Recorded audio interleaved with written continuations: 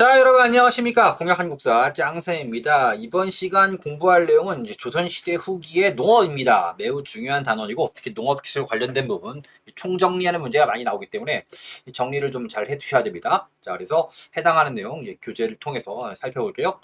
자, 그럼 보시면 이제 서민경제 발전입니다. 조선시대 후기에 서민경제가 농업기술과 함께 발전했다. 자, 근데 양반지주의 경영변화 우선 보시면 그래도 여전히 지주 전호제는 심화됩니다. 자, 농토 확대, 양반들은 양난 이후 토지 개간이 주력했다. 그래서 토지 개간은 우리가 앞에 시간에 설명을 드렸죠. 자, 농민의 토지를 사들여서 소유한 농토를 늘려나갔고요. 자, 개간 사업이다. 개간 사업은 모든 계층이 참여했지만 부자에게 유리하다고 말씀을 드렸어요. 그래서 농경제 확충을 위한 개간 사업은 지주층의 토지 겸병, 토지 확대와 지주제를 확대시켰을 뿐이고, 자, 농민은 소유지를 잃거나 감축당해야 했다. 이렇게 되어 있습니다. 자, 지주 전호제는 더 심해집니다. 자, 양반들은 토지를 소작농민에게 빌려주고 소작료를 받는 지주 전호제를 경영했다. 이러한 현상은 18세기 말에 이르러 더욱 일반화됩니다. 자, 그래서 그래도 지주 전호제가 변화하긴 해요. 자, 그래서 이 변화 배경은 아무래도 이 조선시대 후기에 상품 경제가 발전하면서 경제적인 비중이 좀 커지긴 합니다. 자, 상품 경제가 발전하면서 상품 그다음 화폐가 널리 통일하면서 지주 전호제가 변화해 가는데 처음에는 자, 양반들은 이에서 양반과 지주라는 신분적이고 경제적 지위죠. 그래서 양반이면 신분적으로 우위고 지주는 또 경제적 우위지. 그래서 뭡니까? 소작료와 그 밖의 부담을 마음대로 강요했습니다. 자, 이러다가 소작제가 점차 변화해요. 점차 소작인의 저항이 심해집니다. 그래서 소작농들이 저항하고 또 이런 상황에서 소작인의 소작권을 인정하고 소작료도 낮추거나 일정액으로 전환하는 추세가 나타나기도 합니다. 자, 후기 지주 전호제가 점차 지주와 전호 사이의 신분적 관계보다는 그래서 양반과 평민 이런 관계보다는 경제적인 관계가 더 중요해져요. 왜 그러냐 하면 이제 우리가 사회 파트 배우시겠지만 조선시대 후기에는 양반의 숫자가 매우 늘어서 양반의 권위가 떨어져요. 저 사람과 나와의 관계가 양반이냐 평민이냐 뭐 이런 것보다는 저 사람은 땅의 주인이고 나는 지금 땅을 빌리는 거니까 저 사람이 갑이네. 이 경제적인 갑을 관계가 좀 더 중요해진다는 얘기예요. 자, 그래서 지주와 전호와의 관계입니다. 자, 조선 후기에는 부유한 평민층도 지주가 될 수 있어요. 이러한 경우에는 지주와 소작농의 신분이 같기 때문에 인신적 지배를 강요하기 어렵죠. 자, 다음에 양반 지주의 경제 생활입니다. 자, 소작료 징수. 대체로 양반들은 소작료를 거둬 생활하거나 소작료를 받은 미국을 시장에 팝니다. 상품 경제요. 이득을 남기기도 했다. 자, 토지 축적 강화. 토지에 생기는 수입으로 토지 매입에 더욱 열을 올려 천석군 만석군에서 이 농업사회에서 뭡니까? 이 농지가 많아서 수확이 많을 경우는 부자죠. 백만장자란 얘기예요. 자, 지주가 등장합니다. 자, 상인물주. 자, 양반 중에는 중요한 건 뭐냐면 이게 농사로만 먹고 사는 게 아니고 상인에게 자금을 대거나 물주죠. 자, 고리대를 해서 자, 부를 축적하기도 했다. 자, 근데 이러한 경제적 변동 과정에 제대로 적응하지 못하여 몰락하는 양반들도 나타납니다. 그래서 경제가 변동하는데 적응한 양반들 중에서는 매우 돈을 많이 버는 양반도 있지만 여기에 적응 못하거나 또 어떤 거요? 중앙정계에 밀렸거나 할 경우에 뭐야? 그 양반은 몰락하는 거죠. 자, 다음에 이게 뭐냐 보시고요. 농민경제를 합니다. 수치체제 개편의 본질을 해서 자, 조선시대 후기에 정부가 세금 제도를 조정합니다. 우리 앞 시간에 배웠어요. 영정법, 대동법, 균형법이 있는데 이에 따라 농촌사회의 동요는 18세기에 이르러 다소 진정되는 듯하였다. 그래서 영정조 때까지는 이게 작동을 해요. 자, 근데 이 세금제도 개편은 궁극적으로 양반 중심의 지배체제를 유지하는 데 목적이 있는 거죠. 세금을 좀 깎아준 거지. 근본적으로 농촌사회의 안정을 달성하는 한계가 있습니다. 자, 농민들의 노력. 농민들은 자신들이 직면한 어려움을 스스로 해결해야 했는데, 자, 그래서, 자, 이런 문제 어떻게 해결한다? 농업 생산력을 늘리는 거예요. 생산력이 늘어나면 아무래도 남는 게 많겠지. 그래서 뭡니까? 자구책은 뭐야? 농업기술 확대입니다. 자, 모내기법, 이양법이 일반화됩니다. 그래서, 자, 고려 시대 후기의 이양법, 모내기법이죠. 도입됩니다. 그래서 조선 전기에 역시 이양법이 남부지방의 제한적 실시입니다. 그 다음에 이때 벼와 보리를 연달아 짓는 자 이모작을 합니다. 그 다음에 조선 후기에 이양법의 전국적 확대예요. 중요한 건 뭐냐면 자, 우리가 앞에 배웠죠. 조선시대 전기 뭡니까? 이양법은 뭡니까? 가뭄에 약하기 때문에 저수지가 중요합니다.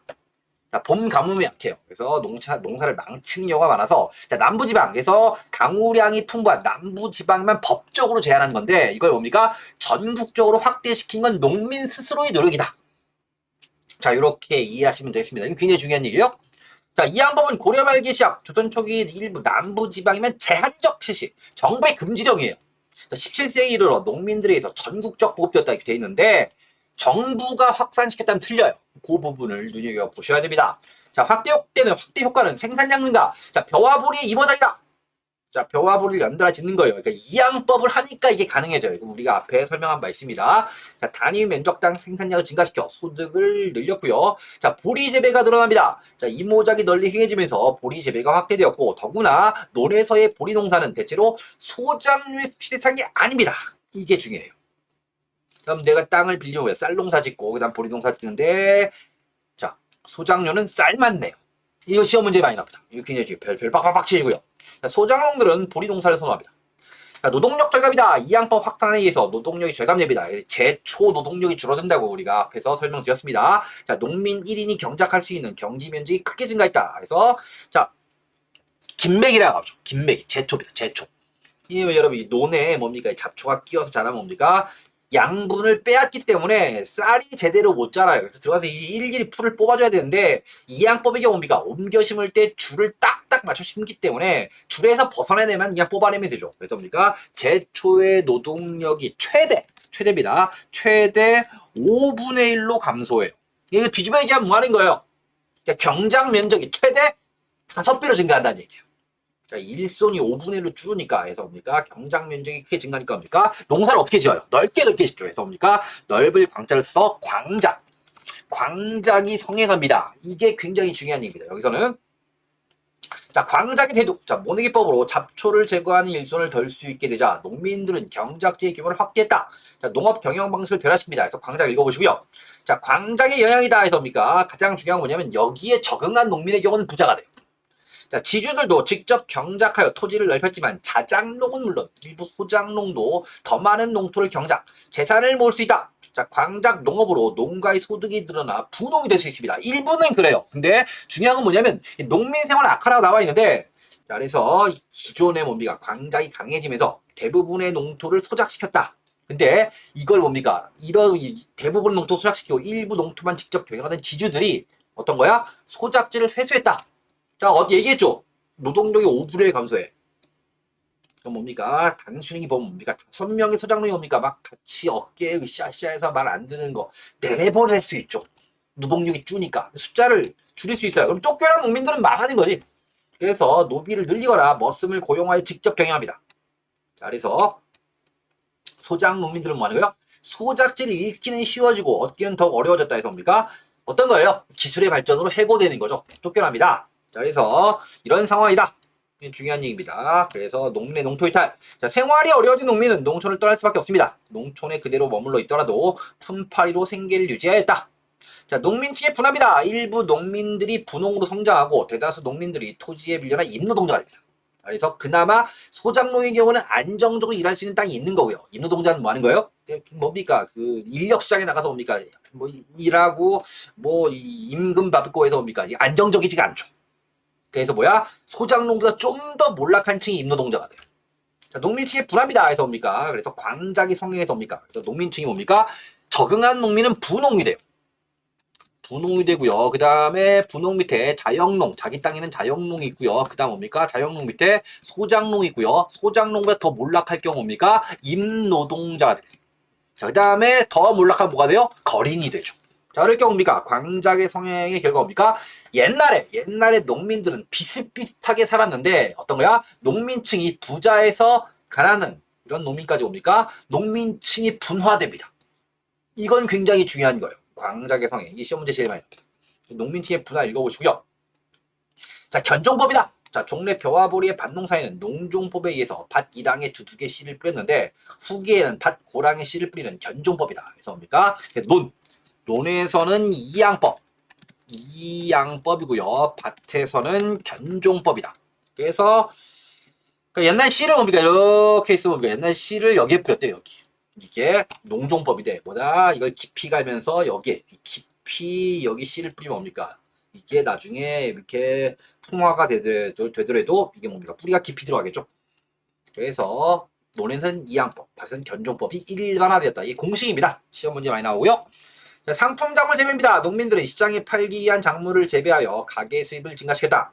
장시가 점차 증가하여 상품의 유통이 활발해짐에 따라 쌀, 목화, 채소, 담배, 약초, 인삼, 생강 등을 재배하여 팝니다. 그래서 상품 작물을 널리 재배한 거예요. 이 상품이라는 건 말 그대로 팔기 위해서 재배하는 작물. 이거죠. 자, 담배는 뭡니까? 17세기 초 일본에서 전래됩니다. 그래서 조선시대 후기 작물입니다. 자, 전라도 지방을 중심으로 전국에서 재배를 했고요. 자, 인삼이다. 인삼은 원래 재배했던 건데 이 재배가 좀 더 많아져요. 18세기부터 개성을 중심으로 해서 삼남 지방 각지에서 재배됩니다. 당시에 청나라로 수출을 많이 했어요. 자, 면합니다. 경상도 비롯한 삼남 지방과 황해도의 집중적 재배. 당시 서민들이 가장 많이 사용한 옷감의 원료입니다. 그래서 수요가 많았고요. 자, 채소는 서울 근교에서 재배가 성행했다. 자, 생강과 약초, 인기 있는 상품 작물로 재배가 되었습니다. 자, 쌀입니다. 그래서 상품 작물이라는 건 뭡니까? 재배한 다음에 팔기 위한 작물인데 가장 상품화가 많이 된 건 쌀이에요. 자, 거래량이 증가합니다. 쌀은 이 시기 주곡이다. 수요가 크게 늘어서 장시에서 가장 많이 거래되었다. 당연히 이걸 가장 많이 거래했겠죠. 주식이니까. 자, 쌀의 수요가 크게 늘면서 밭을 논으로 바꾸는 반답이 활발해졌다. 이것도 역시 알아주시는 게 좋습니다. 밭은 뭡니까? 그냥 물이 차 있지 않고 땅이죠. 여기에 물을 넣고 그 다음에 뭡니까? 씨를 뿌려서 논으로 만들죠. 그렇습니다. 물을 대서 수경농업 이게 논이에요. 그래서 뭡니까? 물이 없는 밭을 물을 대놓고 논으로 바꿔서 쌀농사를 짓는 뭡니까? 반답이 활발해졌다. 자, 조선시대 후기에 중요한 특징 중에 하나입니다. 상품작물 재배 읽어보시고요. 뭐 이런 얘기가 많이 나오면 어떤 거요? 뭐 무시, 오이, 배추, 도라지 등등등등 뭡니까? 다양한 상품을 재배했다. 조선시대 후기에요.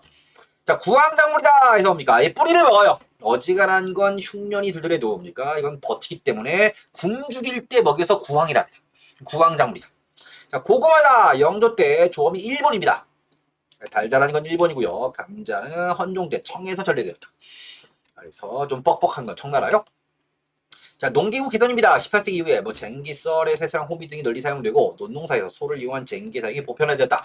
농업 생산력이 더욱 증가되었다. 뭐 읽어보시고요. 자, 개간과 간척사업 여전히 합니다. 내륙 산간 지방에서 황무지 개간했고요. 서해안과 큰강 유역에서 저습지에서 간척사업 합니다. 자, 그다음 수리관지설 저수지입니다.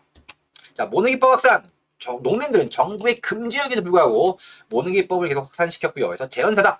전국의 수리시설, 저수지, 제방의 수리와 조사 등을 관장한 그런 기구예요. 조선 초에 설치하여 임진왜란 겪으면서 폐지되었다가 현종 때 다시 부활시킵니다. 그래서 당진의 합덕지, 연안, 남대지 등의 저수지, 그 밖에 작은 저수지들이 많이 만들어졌다 해서 저수지를 충분히 확충한 다음에 이양법이 일반화되었다. 이렇게 이해하시면 돼요. 자, 그 다음에 보시면 뭐 저수지수 나와 있고요. 결과 18세기 추격 밭을 논으로 바꾸는 현상 앞에 있죠. 반답이고요. 반답 현상. 정조 때는 농경지 중에서 논의 비율이 밭보다 높아집니다. 그래서 재헌절목이라는 거 예전에 시험 낸 적 있어요. 개인이 저수지를 독점하는 걸 금지하기 반판 규정입니다. 그래서 정조 때 재헌절목 연결시켜서 시험 문제 낸 적 있기 때문에 알아두시는 것이 좋습니다. 자, 농업기술 변화 뭡니까? 시대별로 나와 있기 때문에 보통 농업기술은 시대별로 그러니까 문제를 많이 내죠. 이 시대의 농업기술 아닌 거 골라라. 이런 유형의 문제가 많고요. 정리하시기 편하라고 내용이 있습니다. 자, 다음 지대입니다. 소장농. 소장농이 누구에게? 지주에게 지대를 내죠.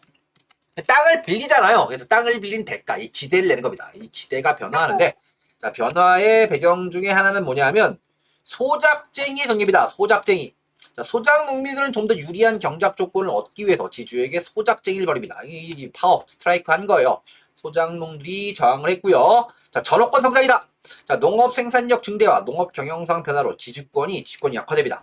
자, 그래서 소작농의 권한이 올라갔다. 전업권의 성장을 가져왔다. 자, 변화. 이러한 과정에서 소작권을 인정받아 지주가 함부로 소작지를 빼앗지 못하고 소작료도 수확의 반이나 내던 거에서 일정 액수를 곡물이나 화폐로 내도록 하는 변화가 일부 나타납니다. 자, 결과는 소작농의 소득 증대. 자, 소작농들이 상품 작물을 재배하거나 소작권을 인정받고 소작료도 일정 액수만 낼 수 있게 되면 근면하고 시장 경제를 잘 이용한 농민은 점차 소득을 증가시킬 수 있고요. 그래서 뭡니까? 소작농도 분농이 됐다. 자영농뿐만 아니라 소작농 중에서도 경제적인 변화 과정에 잘 적응한 농민의 경우 뭡니까? 토지 개간 매입해서 지주가 되게 됐다는 겁니다.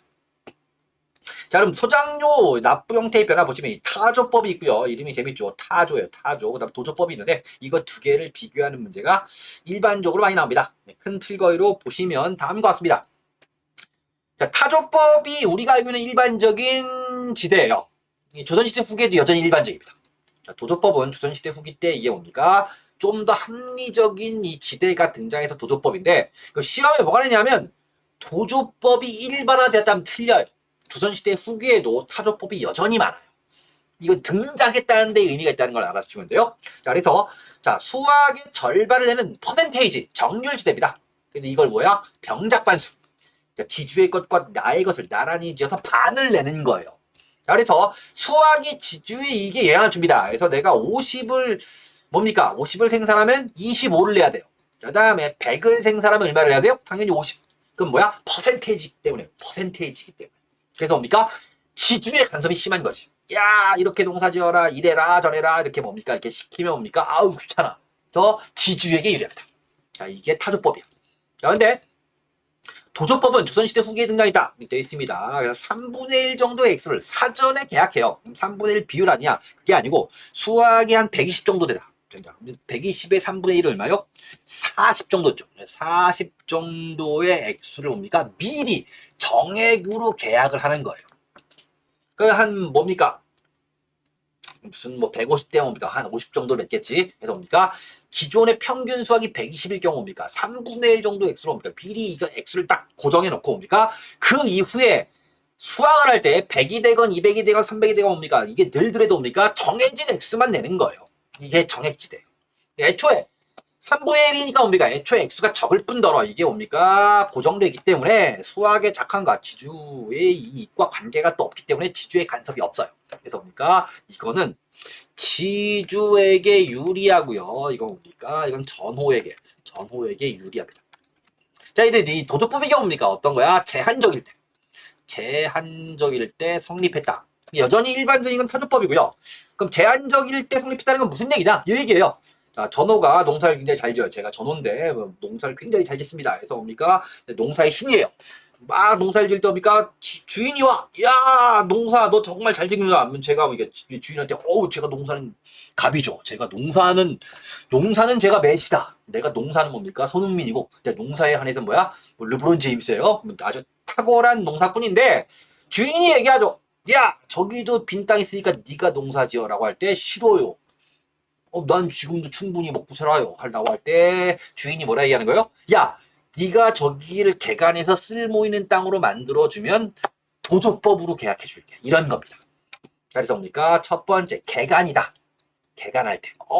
그러면 도조법 나한테 유리하니까 내가 개간할게요. 이런 겁니다. 두 번째, 어떤 거야? 수리시설입니다. 앞에 얘기했죠. 저수지. 제가 농사의 신이에요. 농사는 매시다. 그럴 경우 뭡니까? 와서, 야, 저기 저수지 좀 싸. 아, 제가 저수지도 잘 쌌네. 아, 싫어요. 할 때 뭡니까? 야, 네가 저기에 저수지를 쌓아서 우리가 쓸 수 있는 물을 풍부하게 만들어주면 너의 땅을 도조법으로 계약해줄게. 이럴 때 성립하는 거예요. 도조법이다. 자, 이렇게 이해하시면 되겠습니다. 자, 타조법. 자, 여전히 일반적입니다. 추수기의 수확의 반응, 소작료로 내는 납부 방식이고요. 농민에게 불리합니다. 자, 전세나 종자, 농기구를 농민이 부담하는 경우가 있어요. 농민에게 불리한 조건입니다. 자, 타조법 변화 보시고요. 지주의 간섭, 수학의 작황에 따라 매년 지대가 달랐기 때문에 소작인의 토지 경영에 대한 지주의 간섭이 심하다. 농민의 자유로운 영농이 제약받고 있습니다. 그 다음 사적인 부담이 강요다. 자, 소작 농민은 소작료 외에도 지주가 요구하는 사적인 부담이나 노역을 감당하는 경우가 많았고 소작료를 지주가 임의로 책정하기도 했습니다. 자, 그 다음에 도조법이다. 자, 농민의 불만과 반발로 18세 후반 일부 지방, 전라도 지방을 중심으로 나타납니다. 등장했어요. 소작료를 미리 정해놓고 농사의 풍요에 관계없이 매년 정해진 일정 지대액을 납부하는 소작제도입니다. 그래서 타조법과 도조법 이 비교가 여기 나와 있고요. 근데 가장 많이 시험에 내는 건 여기 제가 정리한 내용이 요 내용입니다. 가장 많이 내는 건 요 내용, 가장 많이 내는 건 요걸 대비시켜서 이해하시면 돼요. 타조법이 일반적이다. 후기에도 도조법은 뭡니까? 부분적입니다. 특정 지역에서. 자, 도조법은 농민에게 유리합니다. 수확의 3분의 1 정도를 지주에게 소장으로 바치도록 되어 있기 때문에 그리고 사전에 계약을 해요. 소작인에게는 타조법보다 유리했고요. 자유로운 영농이 가능했다. 자, 도지권을 가진 농민은 지주에 대해서 보다 자유로운 관계를 가지면서 농업 경영을 할 수 있어 자, 생산 의욕을 높일 수 있고 일부 농민은 분홍으로 성장합니다. 자, 소작권 인정. 소작권 인정받아 지주가 함부로 소작지를 빼앗지 못하였다. 이렇게 되어 있습니다. 네, 재미있는 건 뭐냐면 도지권입니다. 도지권. 도지권은 뭐냐면 이 도조법은 사람에 성립하는 게 아니고 뭐에 성립해? 토지에 성립해요. 토지. 자, 이게 무슨 얘기냐? 제가 앞에 농사를 잘 지은 뭡니까? 소장농 갑돌이야. 자, 이렇게 주인하고 나하고 계약을 할 때 뭡니까? 도조법 계약할 때 뭡니까? 나하고 계약할 때 뭡니까? 사람으로 계약하는 게 아니고 내가 저기 땅을 개간했죠. 개간한 땅은 도조법으로 계약하는 거예요. 자, 그럼 뭡니까? 내가 이사 갔어. 다른 애가 와서 거기서 농사를 짓더라도 그 땅은 도조법으로 계약하는 겁니다. 그게 도지권입니다. 자, 도지권을 가진 전원은 그 땅을 영원히 경작할 수 있어요. 그 다음에 도지권을 가진 도지권 임의로 매매 양도 저 땅 상속할 수 있다가 어떤 거요? 저 땅은 도조법 계약하니까 내가 이사 갈 때입니까? 권리금 받고 다른 에게 넘길 수 있다는 얘기죠. 요게 도지권입니다. 자, 그 다음에 소장료에 급납하다. 자, 18세기 말 이후에는 상품화폐 형제가 급속도로 진전, 소장료의 납부 형태도 급납제, 동전으로 내는 거예요. 돈으로 내는 거지. 도전법이 발생했다. 이 같은 움직임들은 소장농의 농업 경영을 보다 자유롭게 해주는 기반이 되었다. 이렇게 얘기를 하고 있습니다. 그래서 여기까지 우리가 살펴봤고요. 자, 가장 기본이 된 유형의 문제를 몇 가지 좀 살펴볼게요. 자, 보시면 자, 가장 스탠다드한 문제입니다. 2007년 좀 오래된 문제이긴 한데 이런 문제가 계속 변형돼 나오는 거예요. 가장 기본적인 문제입니다. 조선시대 후기의 경제 상황에 대한 설명 중 옳은 것부터 이렇게 폭넓게 물어보고요. 자, 벼농사가 더 확대되어 각종 상품작물 재배가 위축됐다. 옳은 건데 이거 아니죠. 상품작물 재배가 활발해져요. 자, 경영형 분홍이 나타난 반면 영세농의 이농 현상이 촉진됐다. 맞아요. 자, 다음에 소작류농의 지대가 도조법에서 타조법으로 바뀌었다. 도조법이 등장했다는 거고 타조법은 여전히 일반적입니다. 자, 서민 지주가 성장하는 건 맞는데 양반 관료들의 토지 집적 현상이 완화됐다. 이건 아니죠.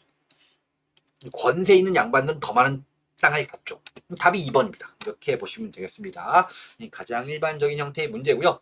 자, 다음에 종합적으로 이 성격을 묻는 문제의 유형은 바로 이런 유형의 문제입니다. 자, 조선후기 농업경제의 변동을 설명한 것이다. 이러한 변화가 미친 영향입니다. 자, 이양법 전국적 확대에 보급되었고요. 그 다음에 밭구랑의 견종법, 밭농사의 견종법이에요. 자, 담배, 면화, 약초, 채소 등의 재배, 상품작물 재배가 증가했다. 자, 그래서 보시면 예서 상품 경제가 발전을 해요. 자, 양반들의 향촌 지배력이 강화 아니죠. 농업을 기반으로 한 뭡니까? 시스템이 무너졌고요. 양반들의 권위가 하락하고 있기 때문에 강화되지 않습니다. 자, 농촌사회 계층 분화가 야기되었다. 그래서 이런 경제 변동에 적응하면 분홍이 되고 실패할 경우 뭡니까? 몰락 농민에서 몰락 농민이 되기 때문에 농민층이 부자에서부터 가난한 층까지 옵니까? 스펙트럼이 다양해져요. 이게 분화다. 답이에요. 자, 대동법의 전국적 확대 실시를 지연시켰다. 대동법의 확대 실시를 지연한 건 양반 지주의 반대고요. 해당하는 내용과는 관계가 없습니다. 자, 지대 납부 방식이 화폐에서 생산물로 변화했다. 우리가 앞에 공부한 바에 의하면 어떤 거예요? 생산물에서 화폐 쪽으로 변화한 거죠. 크게 보면 그렇습니다. 좋은 문제입니다. 정말 좋은 문제고요. 이런 유형의 문제에 잘 적응하시면 돼요. 자, 그 다음에 보시면 정말 이것도 좋은 문제입니다. 이런 문제가 계속 변형해 나온다고 생각하시면 돼요. 자, 다음 자료 관련된 조선시대 후기 농업이다. 자, 농업 기술과 이해시키는 거고 조선시대 후기다. 자, 옳지 않은 거 틀린 거예요. 자, 변온에 물 빼고 곧바로 보리를 심습니다. 이모작이에요. 자, 보리를 또 수확한 다음에 모내기를 한다. 자, 지력을 하루인들 쉽게 하지도 않고 사시사철 바꿔가며 색깔만 푸르렀다 노랗다 한다. 그래서 뭡니까? 자, 이양법 해서 이모작 하는 거예요. 자, 보시면 자, 벼와 보리의 이모작으로 단위 면적당 생산량이 증가했다. 맞아요. 자, 도조법의 등장으로 소득을 증가시킨 농민들도 있다. 맞습니다. 우리가 앞에 공부한 내용이죠. 자, 광작이 가능해지면서 소작 농민은 소작지를 잃기는 쉬워지는 현상도 나타납니다. 그래서 광작에 적응해서 분홍이 되는 경우도 있는데 쫓겨나는 농민도 있다. 얘기했고요. 자, 모내기법으로 잡초를 제거하는 일손을 덜어 농민은 경작지의 규모를 확대했다. 이게 광작이죠. 자, 일단 5번이 답인데요. 자, 논에서는 보리 농사도 소작류의 수치사항이어서 이게 아니죠. 자, 이 논에서는 뭡니까? 쌀만 수출합니다. 보리 농사는 수출 대상이 아니다. 정말 좋은 문제입니다. 자, 문제 이렇게 살펴봤고요. 이 정도 문제에 적응하실 경우 뭡니까? 대체로 여기에 해당하는 파트 적응을 잘했다 이렇게 이해할 수 있고요. 그다음에 여러분 다음 시간에 이어서 민영 수공업 발달을 정리하도록 하겠습니다. 여러분, 자, 다음 시간에 수공업과 상업을 정리할게요. 수고하셨습니다, 여러분.